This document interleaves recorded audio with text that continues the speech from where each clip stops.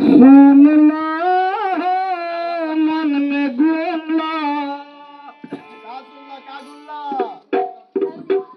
तुम्हारे पुथवा पजई हो तने सुनला पुथवा पजई हो तने सुनला पुथवा पजई हो तने सुनला कर मन में विचार कर सपना साकार कर मन में विचार कर सपना साकार जन के उसे तू देई हो तने सुनला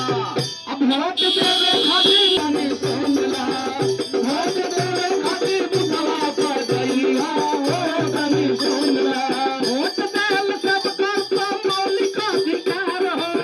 तोहरे ही वोटवा से बन सरकार हो तोहरे ही वोटवा से बनी सरकार हो तोहरे ही वोटवा से बनी सरकार हो वोट देल सब कर मौलिक अधिकार हो तोहरे ही वोटवा से बन सरकार हो तोहरे ही वोटवा से बनी सरकार हो तोहरे ही वोटवा से बनी सरकार हो कर मन में विचार कर तानी प्रचार कर मन में विचार कर तानी प्रचार जन के उसे तू खबरई हो तनी सुनला वोट देवे खातिर पुथवा पजई हो तनी सुनला वोट देवे खातिर पुथवा पजई हो तनी सुनला वोट देवे खातिर पुथवा पजई हो तनी सुनला